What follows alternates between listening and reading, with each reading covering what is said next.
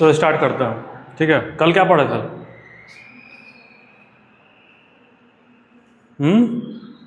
कल स्टार्ट कहाँ से किए थे? कहाँ से पढ़े थे लोग? फार्मिंग बताओ, टाइप ऑफ फार्मिंग क्या था पिछले बार? 3 तरह का फार्मिंग था ना?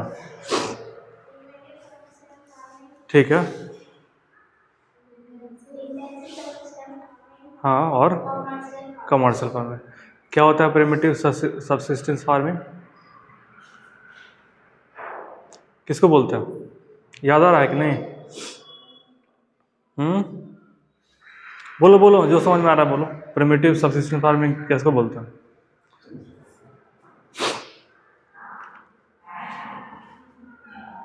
ये बताइए, बताओ। प्रिमिटिव सबसिस्टेंस फार्मिंग किसको बोलते हैं? खुद के लिए किया जाता बोल सकते हैं।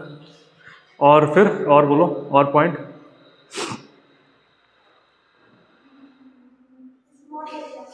स्मॉल एरिया में किया जाता है। और टूल कैसा यूज करते हैं उसमें हम लोग?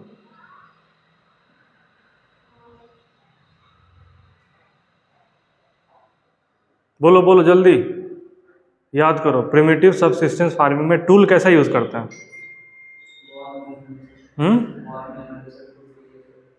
हाँ, तो उसको प्रिमिटिव टूल बोलते हैं, ठीक है ना। टूल कैसा होता है? हाँ। इंटेंसिव सबसिस्टेंस फार्मिंग के बारे में बताओ।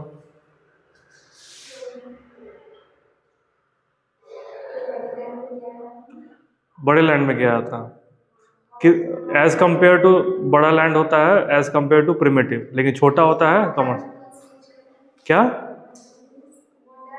हाँ, मॉडर्न टूल्स यूज करते हैं।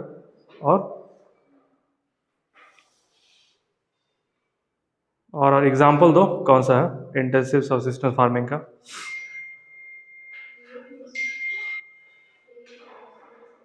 क्या?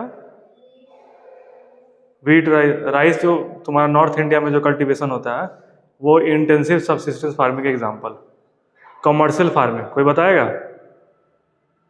कमर्शियल फार्मिंग क्या होता है बताओ। तुम लास्ट।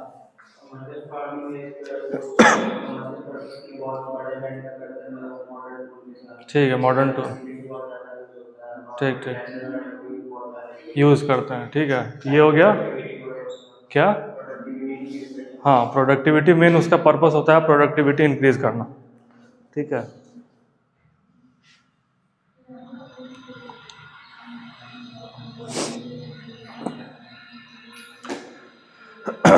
आज पढ़ेंगे हम लोग क्या? मिलेट्स के बारे में। क्या पढ़ेंगे? मिलेट्स क्या होता है? इसको श्री अन्न भी बोलते हैं। क्या बोलते हैं? ये नाम इसको दिया गया है श्री अन्न,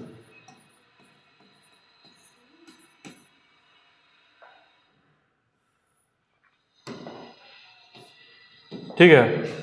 मिलेट्स, 3 मिलेट्स तुम लोगों को पढ़ना है। कौन कौन सा मिलेट्स है? नाम क्या है? क्या है? ज्वार है, बाजरा है, रागी है। ज्वार बाजरा रागी देखी हो तुम लोग? अच्छा, देखे हो गांव वगैरह में? बाजरा का रोटी होता है ना, लोग खाता होगा पहले। ज्वार बाजरा रागी, चलो देखो ज्वार क्या होता है। इसको हम लोग कोर्स ग्रेन भी बोलते हैं। क्या बोलते हैं? कोर्स ग्रेन, श्रीअन्न बोलते हैं और कोर्स ग्रेन, कोर्स ग्रेन बोलते हैं। And they have very high nutritional value.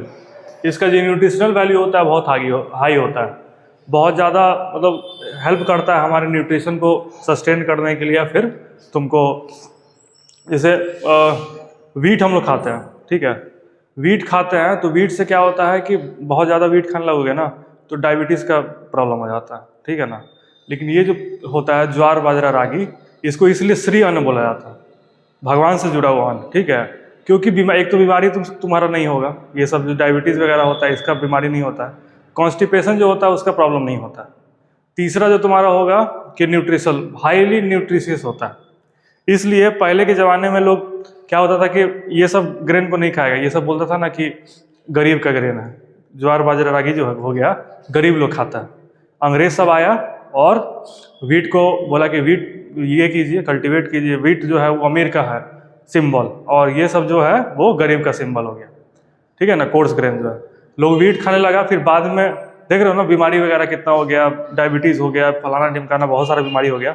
और फिर जो है गवर्नमेंट जो है फिर बोल रही है कि इसको प्रमोट किया जाए, मिलेट्स को, ठीक है, जो ज्वार बाजरा रागी है उसको प्रमोट किया जाए। प्रमोशन से क्या होगा, कल्टीवेशन बढ़ेगा उसका, अगर प्रमोट करेंगे, प्रॉपर वे में कल्टीवेट होगा। रेट अभी देखो, पहले क्या था ना कि ये सब बहुत सस्ता मिलता था, कहीं भी उग जाता था आराम से, ठीक है। अभी जाओगे तो गेहूं से महंगा आता है ये सब ज्वार बाजरा रागी, ठीक है, क्योंकि लोग कम उत्पादन इसका करता है, बहुत कम करता है उत्पादन, ठीक है। लेकिन हाईली न्यूट्रिशियस वैल्यू क्या होता है, क्या हो गया देखो, पहले क्या हो गया, कोर्स ग्रेन किसको किसको बोलेंगे, कोर्स ग्रेन किसको, ज्वार बाजरा रागी को कोर्स ग्रेन बोलते हैं, ठीक है। अब चलो एग्जांपल देखो, for example ragi is very rich in iron, calcium and other micro nutrients and roughage, ठीक है। Jowar is the third most important crop with respect to area and production. It is rain-fed crop, mostly grown in moist area, which hardly needs irrigation. देखो ज्वार जो होता है, अगर major crop में देखा जाए तो थर्ड नंबर का सबसे बड़ा प्रोडक्शन होता है ज्वार का, ठीक है। थर्ड नंबर का सबसे ज़्यादा प्रोडक्शन होता है, ये कोर्स ग्रेन है और ये रेनफेड क्रॉप है। रेनफेड क्रॉप कौन बताएगा, कौन सा क्रॉप रेनफेड, किसको बोलते हैं रेनफेड क्रॉप, रेनफेड क्रॉप किसको बोलते हैं, ये जो है रेनफेड क्रॉप है। रेनफेड क्रॉप क्या होता है बताओ, राइस को पानी बहुत ज़्यादा चाहिए, वो रेनफेड क्रॉप में नहीं आता है। ऐसा क्रॉप जो कम पानी में भी कल्टीवेशन जिसका हो जाए, उसी को क्या बोलते हैं, रेनफेड क्रॉप बोलते हैं, ठीक है। तो ये ज्वार बाजरा रागी तीनों जो तुम्हारा ये है, ये रेनफेड क्रॉप में आता है, ठीक है। इसको पानी का बहुत कम जरूरत पड़ता है, कल्टीवेशन में बहुत ज़्यादा पानी नहीं चाहिए। इतना समझ में आ रहा है। Mostly grown in moist area with hardly need irrigation, इसको इरीगेशन का बहुत ज़्यादा जरूरत नहीं है, क्योंकि रेनफेड क्रॉप है। इरीगेशन किसको चाहिए होता है, जिसको पानी बहुत ज़्यादा चाहिए सिंचाई के लिए, ठीक है। आगे चलते हैं। मेजर ज्वार प्रोड्यूसिंग स्टेट कौन सा है, महाराष्ट्र, कर्नाटका, आंध्र प्रदेश एंड मध्य प्रदेश। उतना याद नहीं रखना है, ठीक है। सिर्फ ये ध्यान रखना है तुमको कि राजस्थान से जुड़ा हुआ जितना भी एरिया हो गया, राजस्थान के आसपास, ठीक है, राजस्थान हो गया, और राजस्थान के आसपास कौन सा हो गया, गुजरात हो गया, महाराष्ट्र हो गया, मध्य प्रदेश हो गया, ये रेनफेड एरिया है। कौन सा एरिया है, रेनफेड, यहाँ पे बारिश कम होता है, ठीक है ना। जब बारिश कम होगा तो ये तीनों क्रॉप वहाँ पे ज़्यादा ग्रो करेगा, ठीक है। राजस्थान हो गया, गुजरात हो गया, MP हो गया, महाराष्ट्र हो गया। इतना समझ में आ रहा है। अगर तीनों में पूछे ज्वार बाजरा रागी की प्रोडक्शन कौन से स्टेट में होता है, यही चिपका के आता है सब जगह यही काम करेगा, क्योंकि जो एरिया है वो वेस्ट साइड का, वो रेनफेड एरिया है। ये समझ में आ रहा है। आगे चलते हैं, देखो बाजरा में आते हैं। It grows on Sandy soil, बोल रहा है ना, इसको सैंडी सॉइल चाहिए, थोड़ा जो बालुई वाला मिट्टी होता है वो इसको चाहिए, and shallow black soil. Major bajra producing states are Rajasthan, बोल रहा है ना, राजस्थान है, उत्तर प्रदेश है, महाराष्ट्र है, गुजरात है, हरियाणा। वही घूम फिर के आएगा जो तुम्हारा रेनफेड जो हम बताया ना एरिया, उसी एरिया में ये तीनों ग्रो होता है। अगर एक बार याद हो गया कि हाँ रेनफेड क्रॉप, तीनों क्रॉप जो है वो रेनफेड क्रॉप होता है। और रेनफेड स्टेट कौन कौन सा है, राजस्थान हो गया, वेस्टर्न यूपी हो गया, MP हो गया, गुजरात हो गया, महाराष्ट्र। बस लिख के चले आओगे, काम खत्म। तीसरा हो गया ragi. It is a crop of dry region and grows well in red, black and sandy loamy soil and shallow black soil. Major ragi producing state कौन कौन सा है, कर्नाटका, तमिलनाडु, हिमाचल प्रदेश, उत्तराखंड, सिक्किम, झारखंड, अरुणाचल प्रदेश। इतना याद नहीं रखना, ठीक है। तीनों में वही डाल के आओगे कि तीनों जो है वो रेनफेड क्रॉप है, कोर्स ग्रेन के अंदर आता है, और ये मिलेट्स, तीनों मिलेट्स जो है इंडिया में ग्रो होता है, मेजर मिलेट्स, ठीक है ना। अभी एक चीज बताओ कि इंडिया में 3 गो मेजर मिलेट्स का नाम क्या है, क्या क्या है, ज्वार है पहला, दूसरा बाजरा है, और तीसरा रागी है। ज्वार बाजरा रागी याद हो गया। 3 जो है इसको हम लोग श्री अन्न भी बोलते हैं और कोर्स ग्रेन भी बोलते हैं। क्या बोलते हैं, कोर्स ग्रेन बोलते हैं। ये जो है अगर हम बोले स्टेटमेंट कि ये तीनों जो है वो रेनफेड एरिया में ग्रो होता है, तो ये क्या बात सही है कि गलत है, बोलो बोलो बोलो, सही है ना। कि ये रेनफेड एरिया में ग्रो होता है। और रेनफेड एरिया कौन कौन सा है? गुजरात, महाराष्ट्र, मध्य प्रदेश एंड राजस्थान जो होता है, राजस्थान का जो एरिया होगा ये रेनफेड एरिया होगा। ये मिलेट्स क्लियर हो गया। आगे चलते हैं मेज के बारे में, मक्का के बारे में पढ़ें। चलो मेज के बारे में पढ़ना है कि it is a crop which is used both as food and fodder. कोई बताएगा इसका मतलब क्या होता है? ये क्रॉप जो है ये फूड एंड फॉडर दोनों में यूज होता है। बताओ कोई इस लाइन का मतलब। तुम इसका मतलब, it is a crop used in both food and fodder. वही तो पूछ रहा है, इससे तो पूछा। देखो फूड मतलब खाने में यूज होता है और फॉडर मतलब चारे में यूज होता है। चारा जानते हो ना, जो गाय भैंस को दिया जाता है, ठीक है ना। तो ये ऐसा क्रॉप है जो जिसको हम फूड के साथ साथ फॉडर में भी यूज करते हैं, ठीक है। It is A kharif crop, याद कर लो बढ़िया से। मेज खरीफ क्रॉप क्या है? खरीफ क्रॉप का 3 हमको पॉइंट चाहिए, बताओ 3 पॉइंट खरीफ क्रॉप का, जल्दी बताओ खरीफ का 3 पॉइंट। चलो ठीक है, मानसून में लगाया जाता है। हार्वेस्ट कब किया जाएगा? ठीक है,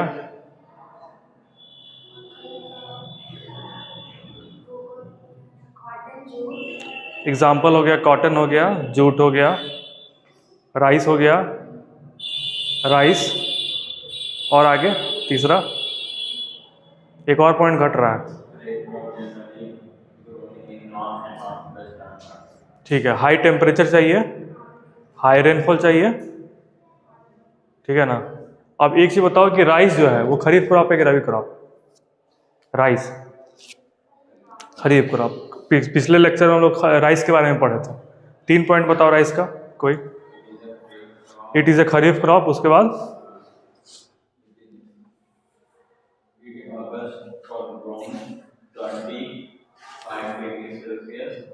अच्छा हाँ बोलो ठीक है। रेनफॉल 25 डिग्री सेल्सियस के आसपास चाहिए और रेनफॉल 100 सेंटीमीटर चाहिए, ठीक है। आगे जनरली ग्रो कहाँ पे होता है? नॉर्दर्न प्लेन हो गया, फिर सदर्न में, साउथ में चले जाओगे वहां पे राइस का कल्टीवेशन होता है, ठीक है। वीट का 3 पॉइंट,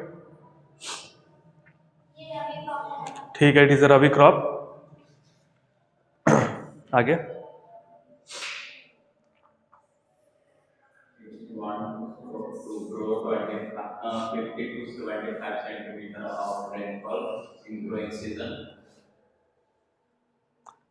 पच्चीस से 50 था या फिर 50 से 75?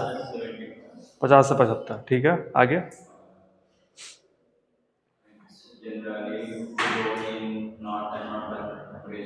नॉर्थ वेस्टर्न पार्ट में, जनरली नॉर्थ और नॉर्थ वेस्टर्न पार्ट में ग्रो होता है। 3 पॉइंट हो गया क्लियर। आज हम लोग क्या पढ़े इसके बारे में? मिलेट्स के बारे में। मिलेट्स में 3 पॉइंट बताओ हमको। 3 पॉइंट्स पूछ रहा है, ठीक है। मेजर मिलेट्स जो होता है इंडिया में, ज्वार बाजरा रागी है, पहला तुम्हारा पॉइंट हो गया। आगे बताओ।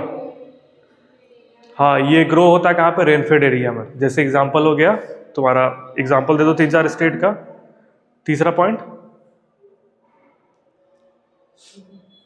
पॉइंट याद आ रहा है? इसको कोर्स ग्रेन भी बोलते हैं और ये हाई न्यूट्रिशियस इन वैल्यू होता है, ठीक है। कोर्स ग्रेन होता है और हाई न्यूट्रिशियस वैल्यू का होता है। इतना समझ में आया कि नहीं आया? चलो मेज जो है वो क्या है, खरीफ का क्रॉप है या रबी क्रॉप है? चलो ठीक है, it is A kharif crop which requires temperature between 21 से 27 डिग्री, जरूरत नहीं है। And grows well in old alluvial soil, कोई बात नहीं है। इन सम स्टेट्स लाइक बिहार मेज is grown in rabi season also, ठीक है। मेनली देखो ये क्या है, खरीफ क्रॉप है, लेकिन कोई स्टेट में क्या है कि रबी सीजन में भी इसको ग्रो किया जाता है, जैसे बिहार वगैरह एरिया में, ठीक है। मेजर मेज प्रोड्यूसिंग, देखो ये वाला याद कर लो खाली, Karnataka, Madhya Pradesh, Uttar Pradesh. Major maize producing area कौन सा है? Karnataka, Madhya Pradesh and Karnataka, Madhya Pradesh and Karnataka, Madhya Pradesh and Uttar Pradesh जो होता है, तीन मेजर जो है मेज प्रोड्यूसिंग एरिया। देखो इसमें याद करना है बस तीन चीज। इसको हम लोग फूड एंड फॉडर में यूज करते हैं। 3 पॉइंट, पहला पॉइंट तुम्हारा हो गया। दूसरा हो गया ये खरीफ क्रॉप होता है, ठीक है। और तीसरा हो गया कि ये कौन कौन से स्टेट में ग्रो होता है जनरली, कर्नाटका, मध्य प्रदेश एंड उत्तर प्रदेश। देखो जितना भी हम क्रॉप बता रहे हैं ना, जितना भी क्रॉप बता रहे हैं, कोई स्टेट का नाम याद नहीं आ रहा हो, उत्तर प्रदेश सब चीज का प्रोडक्शन करता है, ठीक है। क्योंकि उत्तर प्रदेश बहुत बड़ा है। अगर वेस्टर्न पार्ट में कोई कर देगा, कोई ईस्टर्न पार्ट में कोई कर देगा, कोई सदर्न पार्ट में कर देगा, कोई ऊपर वाले हिस्सा में कर देगा।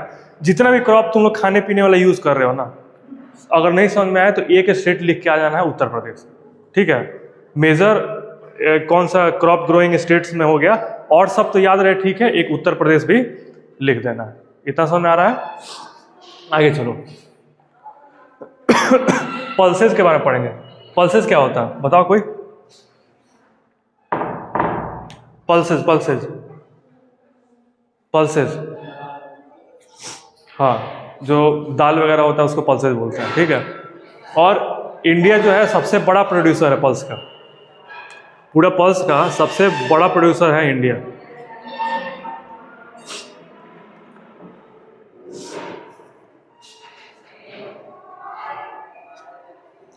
देखो India is the largest producer as well as consumer of pulses in the world. India जो है सबसे बड़ा प्रोड्यूसर भी है और कंज्यूमर भी है पल्स का, दाल का, ठीक है। These are major source of protein. ये तो पता है सबको कि पल्सेज जो होता है वो हाई प्रोटीन वैल्यू का होता है और प्रोटीन का बहुत बढ़िया सोर्स माना जाता है इसको, ठीक है। Major pulses that are grown in India are tur, urad, मूंग, मसूर, पी ग्राम। घर पे सब लोग देखो देखा होगा, ठीक है। तुअर दाल बनता है, मूंग दाल बनता है। तुअर दाल वही हो गया अरहर वाला दाल, ठीक है। अरहर दाल हो गया, उड़द का दाल हो गया, मूंग का दाल हो गया, मसूर का दाल हो गया। ये तुमको ग्राम मतलब चना का दाल हो गया। सब क्या होता है, सब देखा होगा, ठीक है। तो वही वाला है कि मेजर इंडिया में कौन कौन सा दाल ग्रो होता है, तो ये सब दाल जनरली ग्रो होता है, ठीक है। Being leguminous crop, all these crop except arhar help in restoring soil fertility. ये बताओ ये क्या होता है? लेग्यूमिनस प्लांट किसको बोलते हैं? लेग्यूमिनस प्लांट, वो तो ठीक है, होता क्या है वो तो लिखा ही हुआ है कि being leguminous plant all this crop except arhar help in restoring soil fertility. क्या होता है लेग्यूमिनस प्लांट? साइंस से पढ़ना है तुम लोगों को। क्या होता है लेग्यूम्स? देखो लेग्यूमिनस प्लांट होता है ना कि जो प्लांट हुआ उसके रूट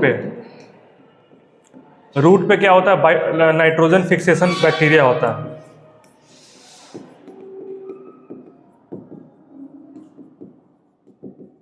नाइट्रोजन फिक्सेशन का बैक्टीरिया होगा लेग्यूम। तुम्हारा जो रूट होगा ना, रूट के पास नाइट्रोजन फिक्सेशन वाला बैक्टीरिया होगा, उसी को लेग्यूम प्लांट बोलते हैं। इतना क्लियर हो रहा है? ये बैक्टीरिया के कारण ही क्या होता है कि सॉइल का फर्टिलिटी बढ़ जाता है। अब नाइट्रोजन कोई फिक्स कर रहा है तुम्हारा, सॉइल में डाल रहा है, तो ऑटोमेटिक सी बात है कि उसका फर्टिलिटी बढ़ा देगा, ठीक है। बीइंग लेग्यूमिनस प्लांट, ये देखो पल्स जो होता है वो लेग्यूम कैटेगरी में आता है, ठीक है, लेग्यूमिनस प्लांट होता है। तो being leguminous plant all this crop except arhar, छोड़ दो कोई जरूरत नहीं है, is in restoring soil fertility. ये लेग्यूमिनस प्लांट होता है और ये सॉइल फर्टिलिटी को इंप्रूव करने में हेल्प करता है। इतना समझ में आ रहा है? चौथा पॉइंट तुम्हारा हो गया कि मेजर पल्स प्रोड्यूसर कौन सा जगह है? एमपी। याद रखना है एमपी एंड राजस्थान। कौन सा है? मध्य प्रदेश। मध्य प्रदेश में सबसे ज्यादा तुम्हारा पल्स का उत्पादन होता है। इतना समझ में आ रहा है? एमपी में। अब 4 पॉइंट देख के बताओ, अगर पल्स का बोले तो पल्स में 4 point. India is the largest producer as well as consumer of pulses, पहला पॉइंट। दूसरा, these are major source of protein, ठीक है। they are leguminous crop, ठीक है। help in improving soil quality, ठीक है। ये soil quality को भी improve करता है। 3 पॉइंट हो गया। चौथा पॉइंट बताओ, मेजर कौन कौन सा क्रॉप आता है पल्सेज में? मूंग होता है, अरहर होता है, पीज होता है, उसके बाद और उड़द दाल होता है। ये सब मेजर दाल होता है जो कि हमारे यहाँ कल्टीवेट होता है। पांचवा, मध्य प्रदेश जो होता है लार्जेस्ट प्रोड्यूसर है तुम्हारा पल्सेस का। 5 पॉइंट याद हो गया। आगे चलते हैं, चलो। शुगर केन, शुगर केन गन्ना का, ठीक है, गन्ना की खेती देखेंगे अभी हम लोग। शुगर केन जो होता है वो कौन सा क्रॉप होता है, खरीफ की रबी? उस दिन पढ़े थे हम लोग। एक चीज बताओ, छठ पूजा खत्म हो जाता है उसके बाद शुगर केन मिलता है? तो हार्वेस्ट, लास्ट हार्वेस्ट में तुमको छठ पूजा होता है हम लोग का। जब उसका हार्वेस्ट होता है ना लास्ट में, उस समय छठ पूजा होता है, उस समय गन्ना मिलता है। उसके बाद पूरा ठंडा और नहीं मिलेगा गन्ना, फिर गर्मी से मिलना स्टार्ट हो। गन्ने का जूस कब पीते हो, गर्मी में कि ठंडा में? खरीफ क्रॉप आ गया समझ में ना। It is tropical as well as सब ट्रॉपिकल क्रॉप। इसको हम ट्रॉपिकल और सब ट्रॉपिकल क्रॉप के अंडर डालते हैं। पता होगा कि ट्रॉपिकल क्रॉप क्या होता है, सब ट्रॉपिकल क्रॉप किसको बोलते हैं, पता है सबको? हाँ, क्या होता है? अच्छा, अर्थ वाला जो है, ठीक है, ट्रॉपिकल, ट्रॉपिक ऑफ कैंसर वाला जो एरिया हो गया, ट्रॉपिकल सब ट्रॉपिकल, ठीक है। It is grows well in hot and humid climate with a pressure of with a temperature of 21 degree to 27 degree and annual rainfall 75 से 100। अब देखो, राइस वाला हम लोग देखे थे ना जो कि 25 से 27 डिग्री चाहिए टेम्परेचर और रेनफॉल 100 से ऊपर चाहिए, इसमें 100 के आसपास चाहिए, ठीक है। कंडीशन दोनों का सेम है, ये भी खरीफ क्रॉप में आता है। दूसरा है कि ये ट्रॉपिकल सब ट्रॉपिकल प्लांट में तुम्हारा आएगा। तीसरा पॉइंट हो गया कि इसको 25 से 27 डिग्री टेम्परेचर और रेनफॉल कितना चाहिए, 100 के डिग्री के आसपास। इतना समझ में आ रहा है? उसके बाद फिर इंडिया जो है सेकंड लार्जेस्ट प्रोड्यूसर, ये VVI मान के चलो, ये क्वेश्चन आता है कि लार्जेस्ट प्रोड्यूसर कौन है शुगर केन में?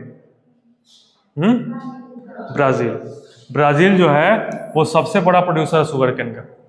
और पहला, दूसरे नंबर पे कौन आता है? इंडिया का रैंक सेकंड है, ठीक है। ये सब चीज की पॉइंट, ये वाला याद रखना है ऑब्जेक्टिव के लिए, क्वेश्चन आता है, ठीक है ना। ब्राजील हाईएस्ट प्रोड्यूसर है, मोस्ट प्रोड्यूसर है तुम्हारा शुगर केन का, ठीक है, समझ में आ गया। It is main source of sugar, gur, jaggery, इसको छोड़ दो, कोई दिक्कत नहीं। The major sugarcane producing state कौन सा है? देखो आ गया ना, फिर यूपी, महाराष्ट्र, कर्नाटका, तमिलनाडु, आंध्र प्रदेश। बस ये याद रखना है तुमको, यूपी हो गया, महाराष्ट्र हो गया, 2 स्टेट याद रखना है, ठीक है। एक तुम देखते हो कि रेड कलर का एक गन्ना आता है तुम लोग की तरफ, जब छठ में गए होगे तो देखे हो कि रेड कलर का गन्ना एक आता है, रेड कलर का, और एक नॉर्मल गन्ना आता है। नॉर्मल गन्ना यूपी का, रेड वाला गन्ना महाराष्ट्र का। समझ में आ गया? ये दो जो तुम्हारा है। अब शुगर केन का बताओ 4 पॉइंट हमको, जल्दी जल्दी, ठीक है। और बोलो, और बोलो। हॉट एंड ह्यूमिड क्लाइमेट, ठीक है। टेम्परेचर कितना चाहिए इसको? और रेनफॉल कितना चाहिए? ठीक है। और उसके बाद फिर इंडिया का रैंक कितना है? फर्स्ट पे कौन आता है? ब्राजील आता है। मेजर एरिया कौन सा है, कौन से स्टेट में सबसे ज़्यादा ग्रो होता है? Uttar Pradesh and Maharashtra. Uttar Pradesh and Maharashtra. Time है अभी बहुत, ठीक है, चलो।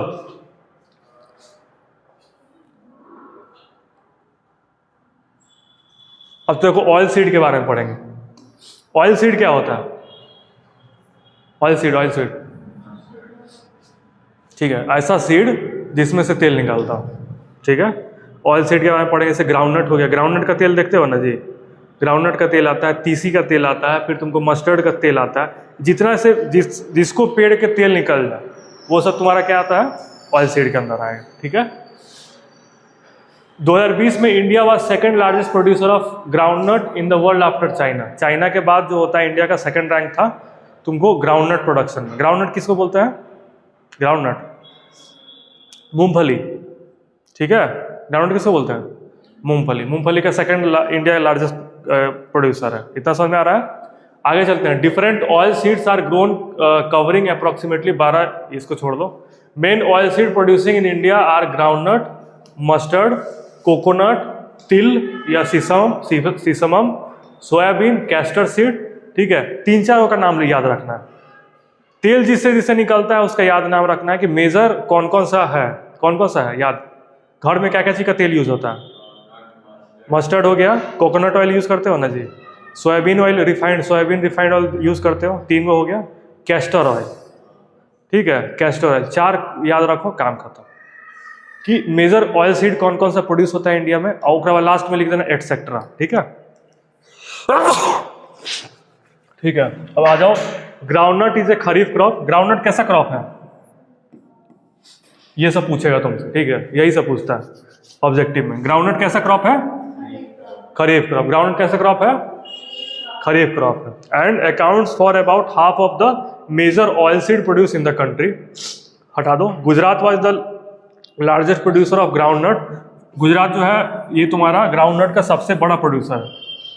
गुजरात जो है ग्राउंडनट का सबसे बड़ा प्रोड्यूसर। अब देखो कैसे याद रखना है इसको। ये जो खरीफ क्रॉप है मानते हैं हम, लेकिन कम पानी चाहिए ग्राउंडनट को, ठीक है, ग्राउंडनट को पानी कम चाहिए, इसलिए जो गुजरात हो गया और राजस्थान हो गया वहाँ पे मूंगफली का प्रोडक्शन बहुत ज़्यादा होता है, ठीक है।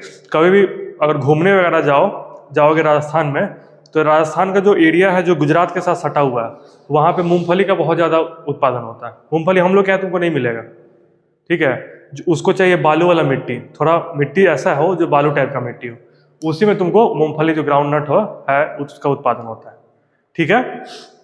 पहला क्या हो गया ग्राउंडनट के लिए कि खरीफ क्रॉप है, ठीक है। कहाँ पे ग्रो होता है? गुजरात हो गया, राजस्थान वाले एरिया में तुमको ग्राउंडनट ग्रो होता है, और बस काफ़ी है, ग्राउंडनट हो गया।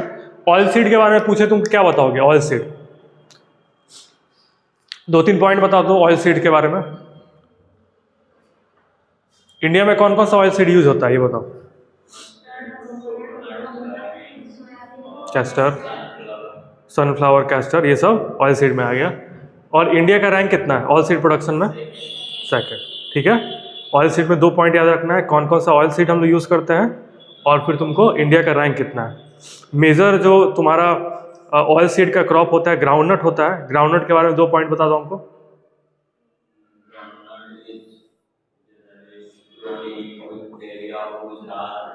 गुजरात राजस्थान वाले एरिया में ग्रो होता है, और एक point it is a kharif crop, ठीक है, याद हो गया। आगे चलता है, टी के बारे में पढ़ेंगे। टी, चाय कौन कौन पीता है इसमें? सब पीते हो? चाय पीते हो कि नहीं? नहीं, बढ़िया आदत है तुम्हारा। चाय तुम लोग नहीं पीते हो, तुम पीते हो चाय? पीछे लड़का सब चाय पीता है, ठीक है।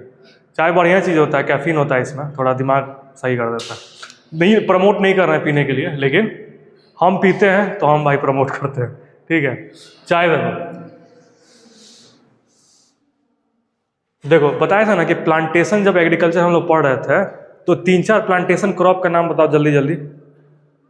प्लांटेशन क्रॉप, टी, कॉफी, बनाना, शुगर केन, कोकोनट, पढ़े थे ना हम लोग प्लांटेशन में, आ गया। देखो इसी तरह याद रखना है, सब चीज़ तुम पढ़ के बैठे हुए हो। हर एक में देखो जितना भी क्रॉप हम निकाल के आएंगे ना, हर एक में तुम्हारे पास ऑलरेडी 1-2 पॉइंट है पहले से, ठीक है। प्लांटेशन पढ़ाए थे, उसमें टी आ गया, तो पहला पॉइंट क्या लिखोगे? ये plantation crop, it is a plantation crop. Tea plant cultivation is an example of plantation agriculture. It is also important beverage crop introduce in India initially by British. कोई दिक्कत नहीं है, इसको हटा दो। टी प्लांट्स ग्रोन, हाँ ये देखो इंपॉर्टेंट, ये 2-3 पॉइंट जो तुम्हारा है ना कंडीशन वाला, कंडीशन ऑब्जेक्टिव में आता है। तुमको आइडेंटिफाई करना होगा कि कौन सा क्रॉप है, तुमको ये सारा चीज़ दे देगा कि एक ऐसा क्रॉप है जो कि ट्रॉपिकल एज वेल एज सब ट्रॉपिकल दोनों क्लाइमेट में आता है। इसको सॉइल चाहिए deep fertile well drain soil चाहिए, ह्यूमस चाहिए, और उसके बाद फिर हाँ इसको चाहिए warm and moist Frost free climate all through the year. तो ये प्लांट कौन सा है पूछता है क्वेश्चन, छप के आएगा यही वाला क्वेश्चन इसी तरह का। ये ऑब्जेक्टिव में इसी तरह का क्वेश्चन आता है, तुमको 3-4 चीज देगा। देखो यहाँ पे कि ये ट्रॉपिकल सब ट्रॉपिकल तुम्हारा प्लांट है। पहला, climates endowed with deep and fertile well drain soil rich in humus and organic matter. दूसरा है कि तुम्हारा requires warm and moist Frost free climate all through the year. ये कौन सा प्लांट है, इसको अगर लाइन तुमको याद किया हुआ है ना, ऑटोमेटिक सा है कि तुम वहाँ पे मार दोगे कि हाँ टी वाला तुम्हारा पूछ रहा है, ठीक है। तो क्या क्या चीज़ें बताओ कि ये इसका कंडीशन बताओ ग्रो होने के लिए, क्या कंडीशन है चाय के ग्रो करने के लिए, क्या कंडीशन है बताओ, बताओ जल्दी से। इसको फ्रॉस्ट फ्री डे चाहिए कल्टीवेशन के लिए। फ्रॉस्ट मतलब क्या होता है, फ्रॉस्ट क्या होता है, फ्रॉस्ट अरे ठंडा के दिन में धुंध नहीं होता है, उसी को फ्रॉस्ट बोलते हैं। तो इसको फ्रॉस्ट फ्री डे चाहिए होता है जब कल्टीवेशन इसका होता है ना, तो उस पूरा केस में इसको धुंध नहीं चाहिए होता है, ठीक है। ट्रॉपिकल और सब ट्रॉपिकल प्लांट दोनों है। इसको जो सॉइल चाहिए वेल ड्रेन्ड सॉइल चाहिए, ठीक है। अब देखो एक चीज बताओ कि टी कहाँ पे ग्रो होता है, हमको इतना जानना है बस, उससे हम क्लियर कर देंगे सारा। टी कहाँ पे ग्रो होता है, टी कोई ऐसा स्टेट बताओ, जगह बताओ जहाँ है, असम हो गया, ठीक है। आसाम में तुम्हारा रिलीफ अगर हम पूछें प्लेन है या फिर थोड़ा सा हिली एरिया, हिली एरिया हो गया। जब तुम वीडियो वगैरह या कोई मूवी देखते होगे तो हिल में क्या होता है, धुंध बहुत ज़्यादा दिखता है ना, फ्रॉस्ट टाइप का एरिया। पहला क्या है कंडीशन, फ्रॉस्ट फ्री होना चाहिए तुमको कल्टीवेशन के द्वारा।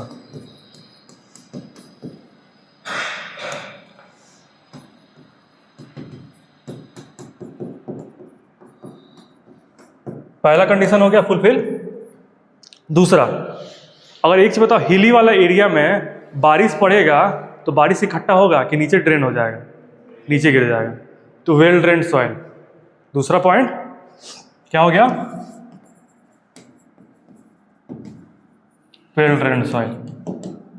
यही मेजर दो तुम्हारा की पॉइंट है जिससे तुम पकड़ लोगे कि ये टी के बारे में बात हो रहा है, ठीक है। सबसे इंपॉर्टेंट है तुम्हारा फ्रॉस्ट फ्री, ड्यूरिंग द पूरा कल्टीवेशन में फ्रॉस्ट नहीं आना चाहिए।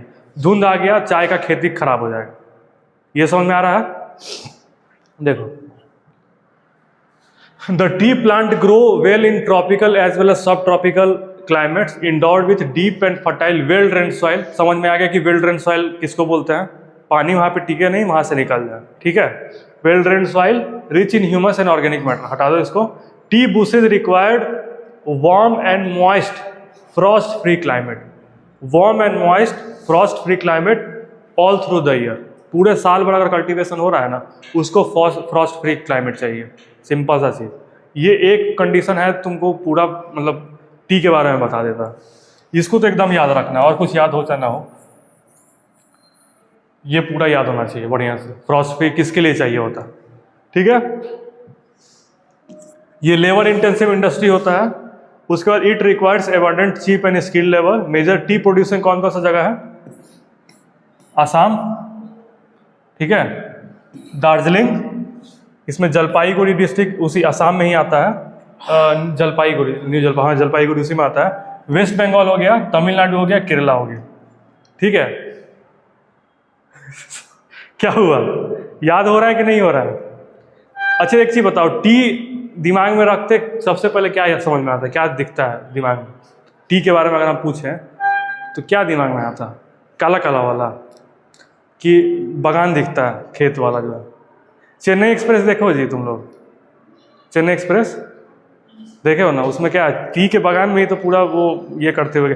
अभी कुछ दिन पहले आया था मूवी है परम सुंदरी, नहीं देखे होगे, कोई बात नहीं।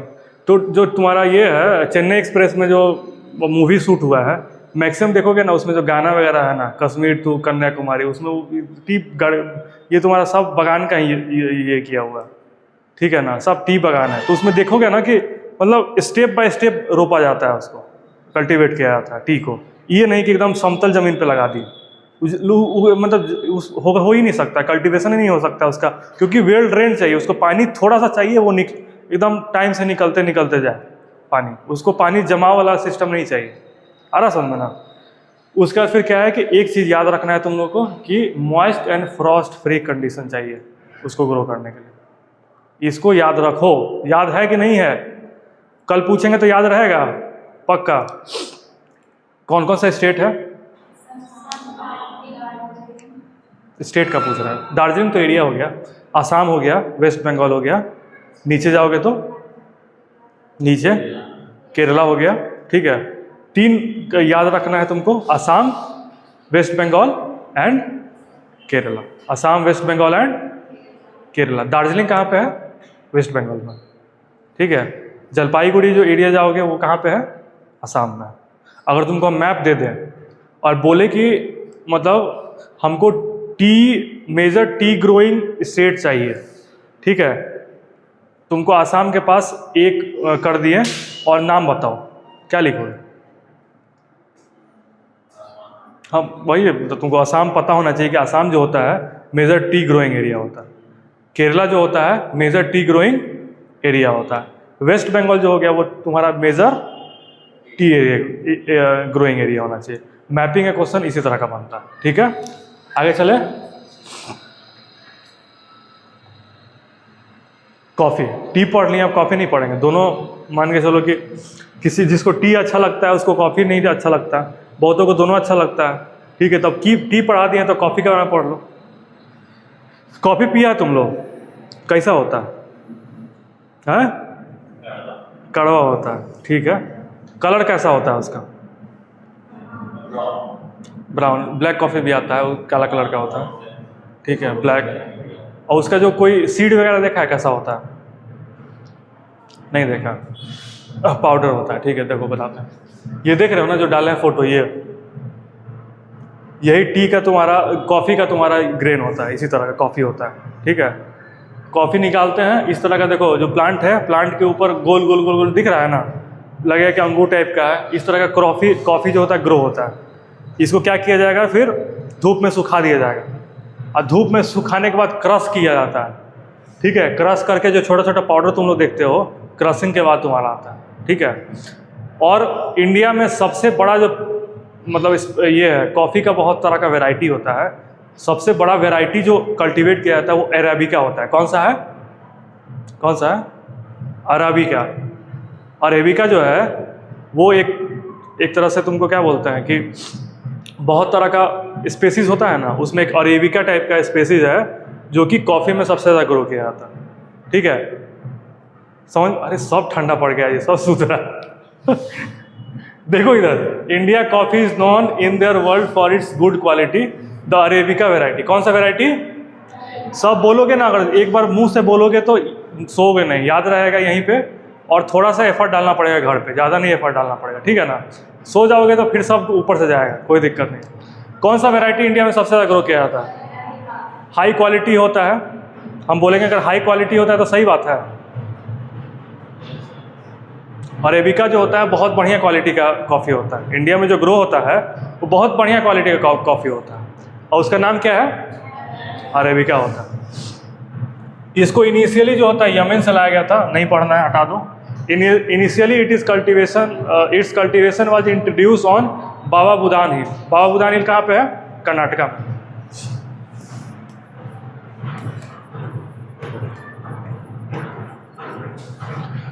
अगर तुमसे कोई पूछे कि बाबा बुदान हिल क्या चीज़ के लिए फेमस है, क्या बोलोगे? बाबा बुदान हिल किसके लिए है? यहाँ पे तो बोल रहे, कल तो याद नहीं रहेगा किसी को। बाबा बुदान हिल किसके लिए फेमस है? 4 बार बोलना है। किसके लिए फेमस है? बाबा बुदान हिल कॉफ़ी। बाबा बुदान हिल कॉफ़ी, ठीक है। इसको सबसे पहले बाबा बुदान हिल में ये किया गया था, इंट्रोड्यूस किया गया था। And even today its cultivation is confined to the Nilgiri in the Karnataka, Kerala and Tamil Nadu. Major state दिख गया तुमको, कौन कौन सी जगह पे कॉफ़ी ग्रो किया जाता है? कर्नाटका, केरला एंड तमिलनाडु। साउथ में ही कॉफ़ी ज़्यादा मिलता है तुमको, ठीक है। ना नॉर्थ में मिलेगा तुमको, ना नॉर्थ ईस्ट में मिलेगा, कहीं नहीं मिलेगा। सदर्न स्टेट जो है वो वही तुम्हारा सबसे बड़ा कॉफ़ी का प्रोड्यूसर है। उसमें भी से भी एक कोई स्टेट पूछे तो कर्नाटका। कर्नाटका जो है जहाँ पे तुमको बाबा बुदान हिल्स है, वो सबसे बड़ा तुम्हारा है कॉफ़ी का प्रोड्यूसर है। इतना समझ में आ रहा है? कैफ़े कॉफ़ी डे का नाम सुने हो? CCD, कैफ़े कॉफ़ी डे नहीं सुने हो? कोई बात नहीं, जाओगे उधर अगर क्या कहते हैं घूमने फिरने के लिए, कृष्णा उसना अपार्टमेंट, वहाँ पे एक बड़ा सा कैफ़े है, तुमको कॉफ़ी वॉफ़ी बेचता है ऐसा, कैफ़े कॉफ़ी डे CCD। इसका ही मालिक कर्नाटका का ही, ठीक है। बस यही बताना चाह रहे थे कि हाईएस्ट प्रोड्यूसर। ठीक है, इतना समझ में आ रहा है? आगे चलते हैं। अच्छा एक चीज़ बताओ, कॉफ़ी के बारे में 2-3 पॉइंट बता दो हमको जल्दी से। कौन सा वैरायटी ग्रो होता है इंडिया में? अराबिका।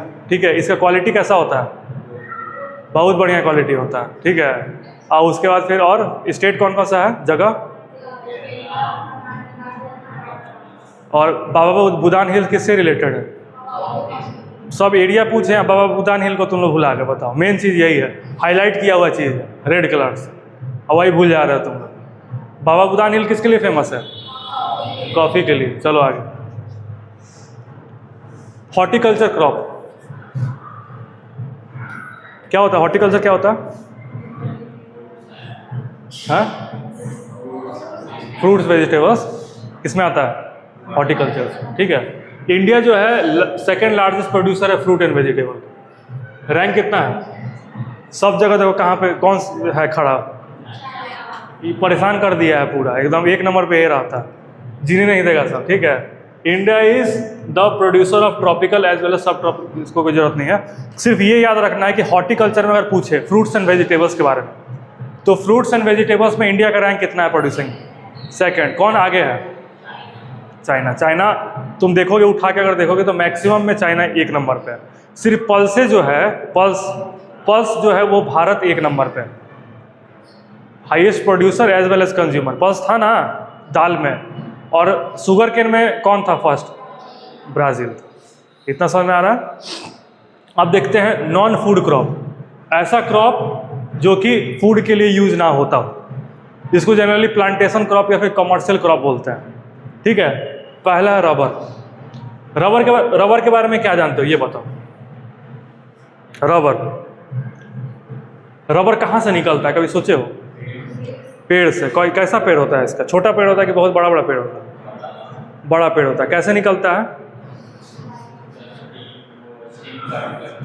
देखो मान के चलो कि ये पेड़ का तना है ना, उसके तना में छोटा सा कट कर दिया जाएगा, और वहाँ पे एक कटोरी टाइप का लगा दिया जाता है, रात में एकदम ड्रॉप बाय ड्रॉप गिरता है उसमें से। ठीक है, और वही इकट्ठा करके वही रबर बन जाता है। ये समझ में आ रहा है? ठीक है, ये देखो इक्वेटोरियल क्रॉप है, यहाँ का ये क्रॉप नहीं है। रबर जो है भारत में नहीं ये होता था, उसका उत्पादन नहीं होता था, इसको बाहर से लाया गया। ठीक है, ये इक्वेटोरियल क्रॉप है, but under special condition it is also grown in सब ट्रॉपिकल एंड ट्रॉपिकल कंडीशन। अब देखो इसमें कंडीशन 3 चाहिए, मॉइस्ट एंड ह्यूमिड क्लाइमेट पहला, दूसरा है rainfall of more than 200 centimetre, बहुत इंपॉर्टेंट। रेनफॉल कितना चाहिए?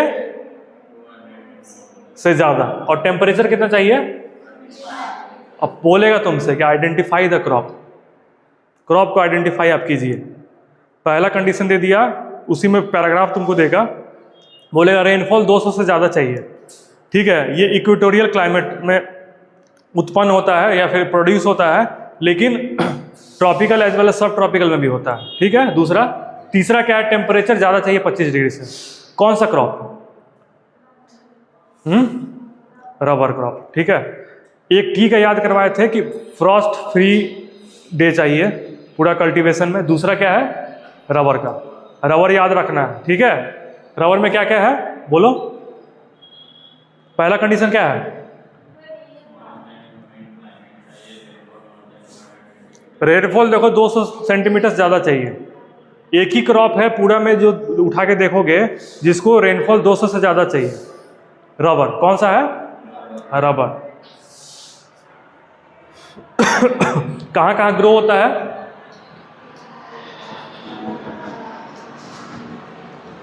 क्योंकि साउथ में बारिश ज़्यादा होता है, तो ग्रो कहाँ पे होगा तुमको? केरला, तमिलनाडु, अंडमान एंड निकोबार, वो सब जगह पे रबर का ग्रो होता है। इतना क्लियर हो रहा है? अब एक चीज़ बताओ फटाफट, हमको रबर के बारे में 2-3 पॉइंट बता दो। पहला point, moist and humid climate चाहिए, रेनफॉल 200 सेंटीमीटर से ऊपर चाहिए। ठीक है, ये इक्वेटोरियल तुम्हारा ये प्लांट होता है, क्रॉप होता है। तमिलनाडु, निकोबार। ठीक है, क्लियर हो गया? क्लियर हो गया? पक्का? आगे चलते हैं। चलो, फाइबर क्रॉप देखेंगे। फाइबर क्रॉप ज़्यादा नहीं बचा हुआ है, बस 27, 28, 29, 3-4 पेज, ठीक है। फाइबर क्रॉप के बारे में देखेंगे। फाइबर क्रॉप किसको बोलते हैं? सूता बना देंगे, जिसका रस्सी बना देंगे, जिसको सूता बना देंगे, ठीक है, उसको क्या बोलेंगे? जिसमें फाइबर होगा उसी से तो मान के चलो कि ये धागा बनेगा, धागा से फिर क्लॉथ्स बनाओगे, ठीक है ना। तो फाइबर क्रॉप के बारे में पढ़ेंगे। तो फाइबर क्रॉप कौन कौन सा होता है तुम्हारे जानने में?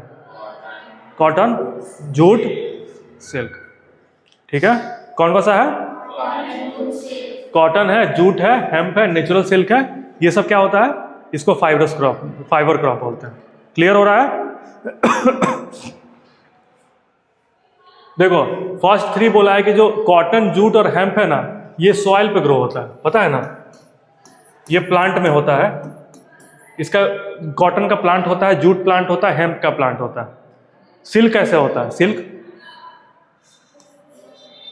क्या? सिल्क वॉर्म, इंसेक्ट से होता है, ठीक है। ये जो होता है इंसेक्ट,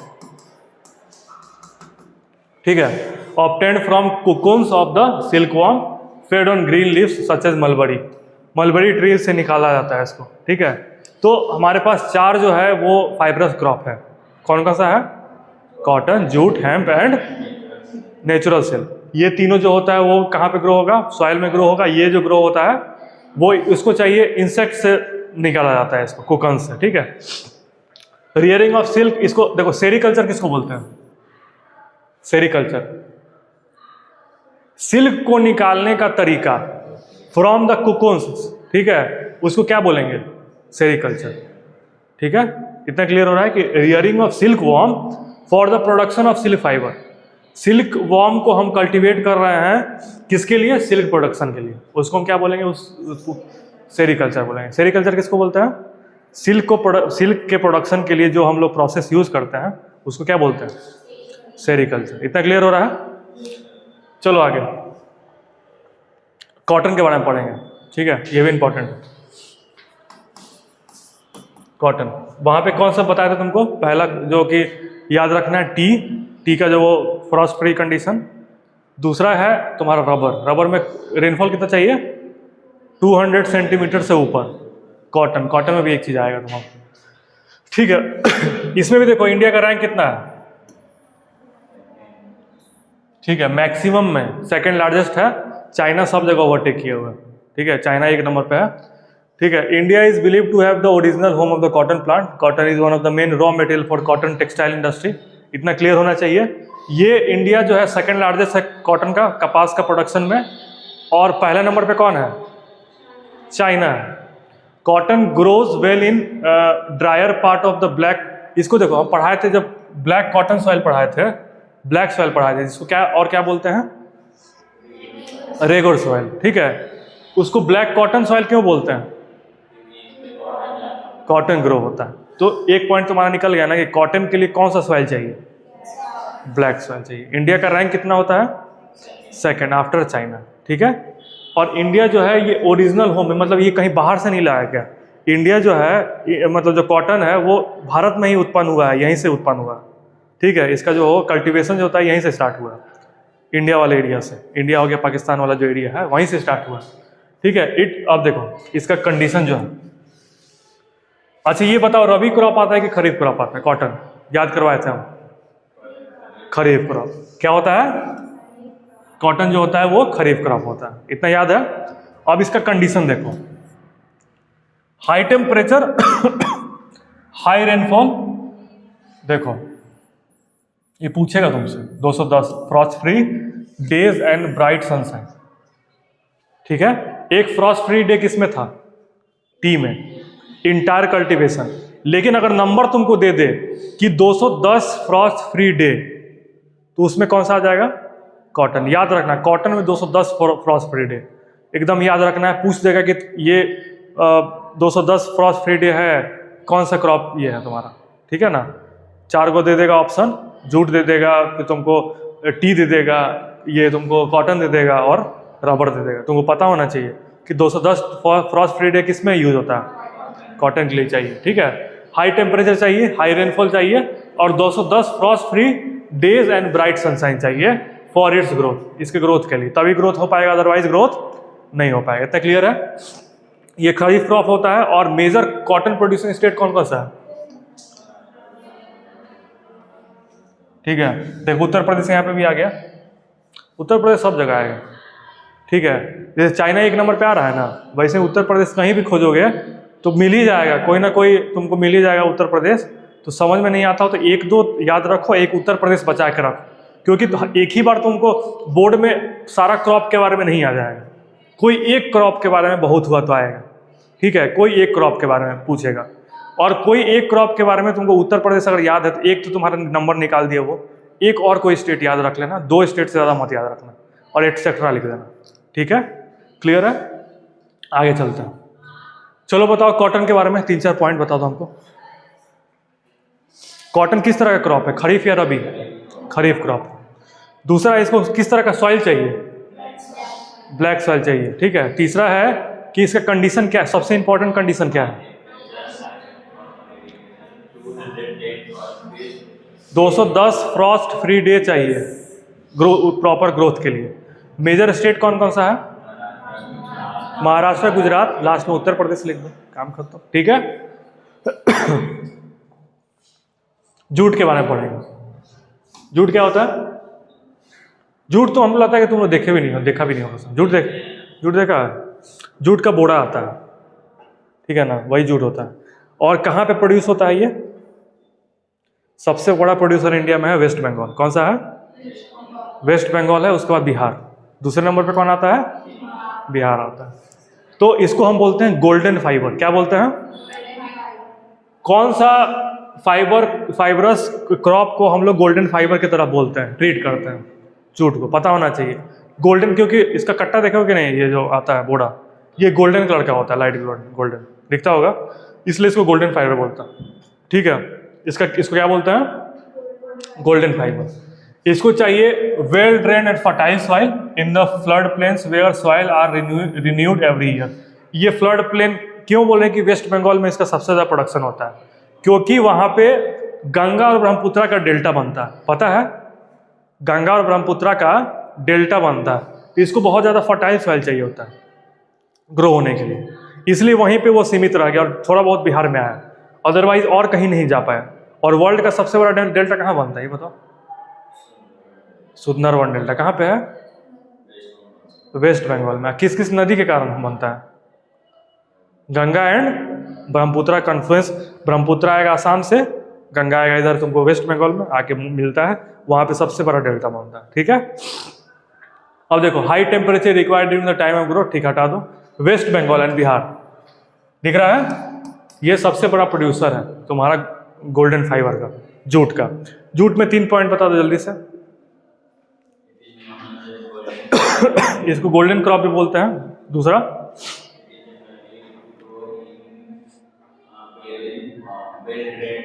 हाँ फर्टाइल सॉइल बहुत ज़्यादा चाहिए इसको। तीसरा,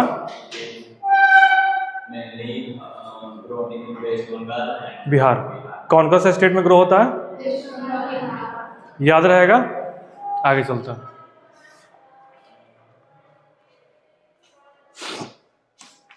टेक्नोलॉजिकल एंड इंस्टीट्यूशनल रिफॉर्म।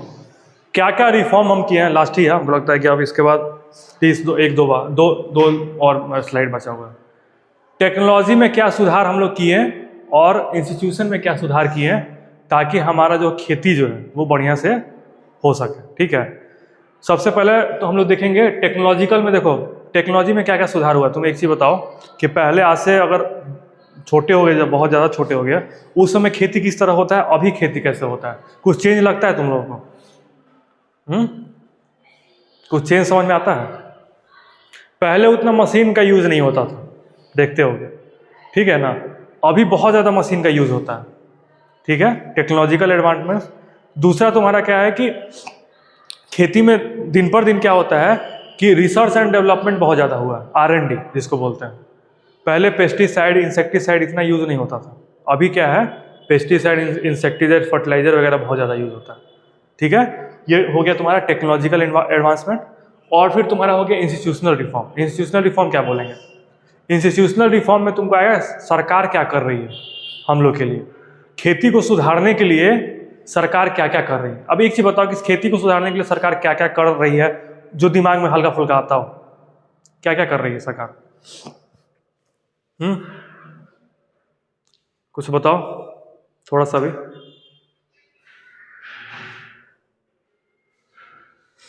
जैसे हम बोले हैं कि क्या,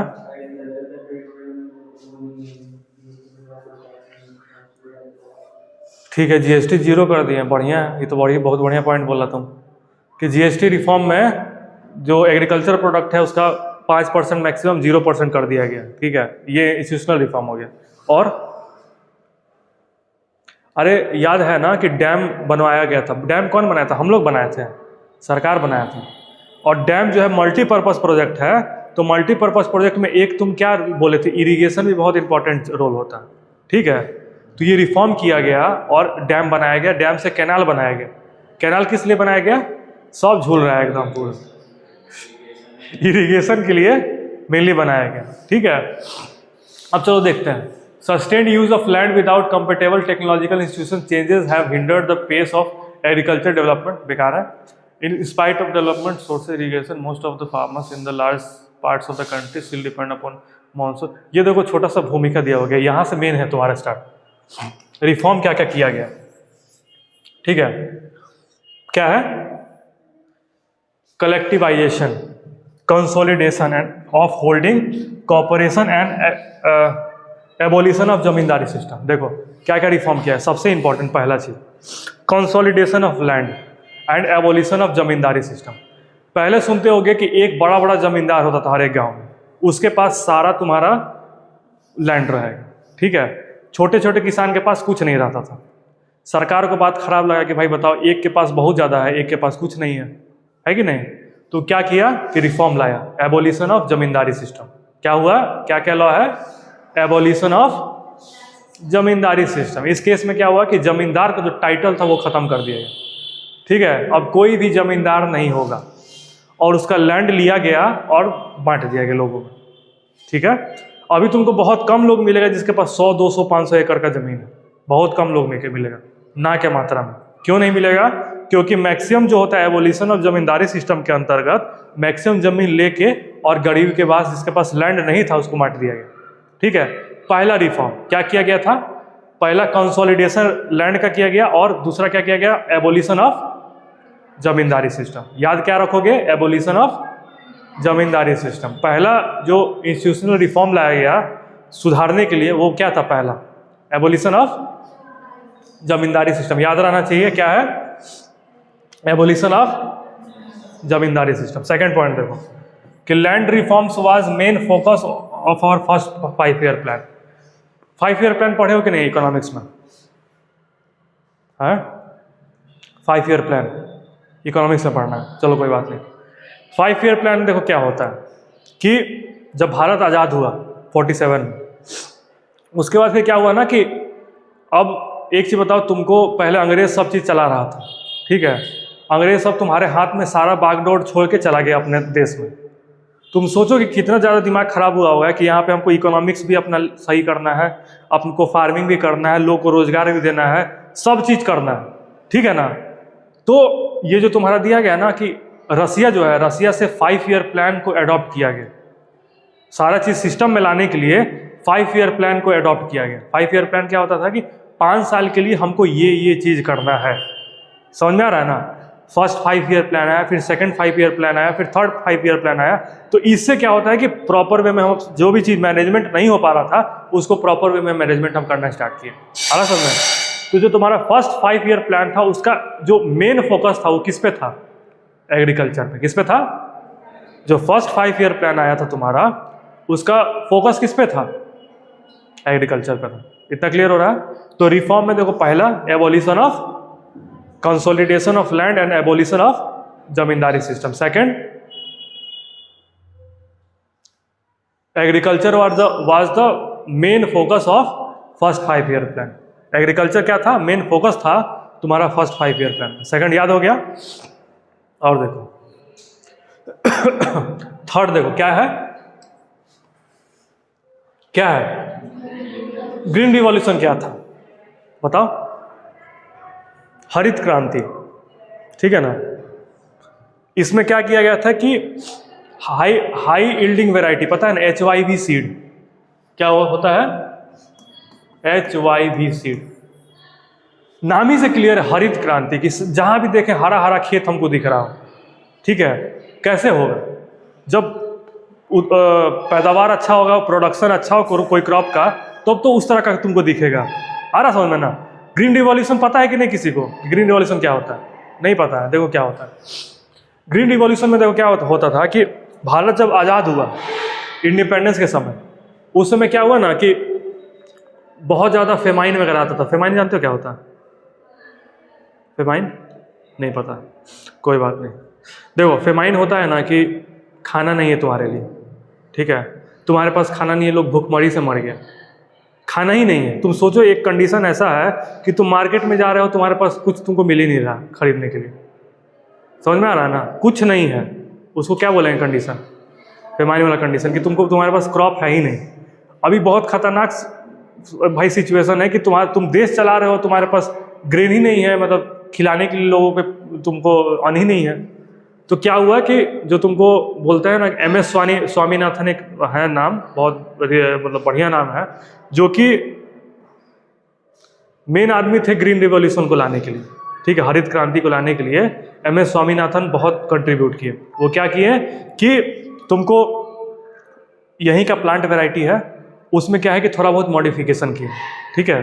मॉडिफिकेशन करने के बाद क्या हुआ कि उसका प्रोडक्शन बढ़ गया। जो पहले मान के चलो कि धान का खेती में एक मतलब कट्ठा मान के चलो कोई लैंड है, 1 कट्ठा लैंड में अगर पहले 5 kg होता था राइस का प्रोडक्शन, अब बढ़ के वो 20 किलो हो गया। आ रहा समझ में? Due to HYV seed, high yielding variety seed. क्या होता है? हाई,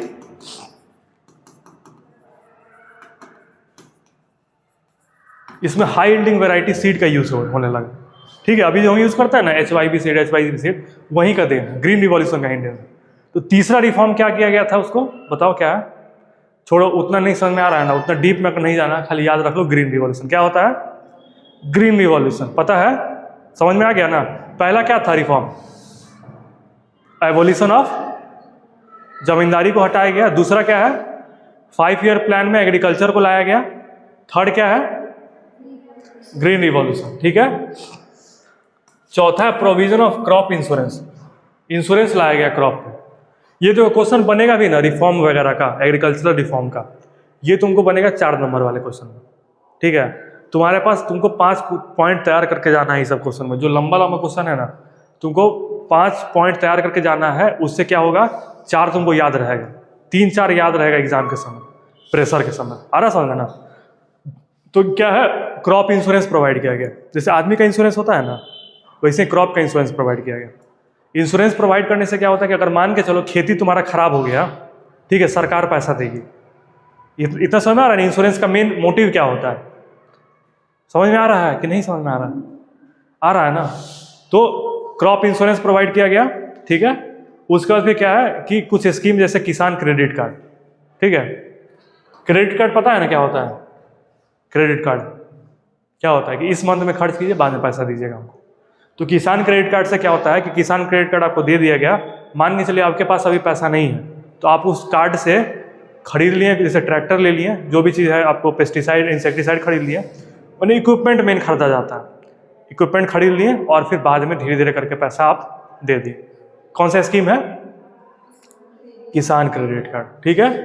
उसके बाद फिर है कि तुमको बाकी छोड़ दो, इतना ही तुम लोग से याद नहीं हो पा रहा है। पहला क्या था? एबोलिशन ऑफ जमींदारी सिस्टम को हटाया गया। दूसरा, ठीक है, एग्रीकल्चर को देखा, मैंने मेन फोकस था तुम्हारा फर्स्ट 5 ईयर प्लान को। थर्ड, ग्रीन रिवॉल्यूशन हो गया। चौथा, इंश्योरेंस, क्रॉप इंश्योरेंस प्रोवाइड किया गया। उसके बाद 5वां, किसान क्रेडिट कार्ड प्रोवाइड किया गया। ये समझ में आ रहा है ना? 5 पॉइंट वैसे ये याद रख करके जाना है। ग्रीन रिवॉल्यूशन समझ में नहीं आ रहा है तो समझोगे आगे जाके, नहीं तो फिर छोड़ दो, क्या कर सकते हो। ग्रीन रिवॉल्यूशन का मेन मोटिव यही था कि प्रोडक्शन बढ़ाना है हमको। पहले जो कमी हो जा रही थी उस कमी को पूरा करना है, और प्रोडक्शन जो पहले कम था अब बढ़ाना है। इतना समझ में आ रहा है? ग्रीन रिवॉल्यूशन का मेन मोटिव यही था। लास्ट में तुम्हारा है भूदान ग्रामदान मूवमेंट। भूदान नाम से ही क्लियर हो रहा है, भूदान मतलब जमीन को दान देती है, ठीक है। इसमें सबसे इंपॉर्टेंट याद नाम रखना है ये विनोबा भावे। भूदान मूवमेंट से कौन रिलेटेड है? क्वेश्चन यही इसी तरह का बनता है। विनोबा भावे किससे रिलेटेड है?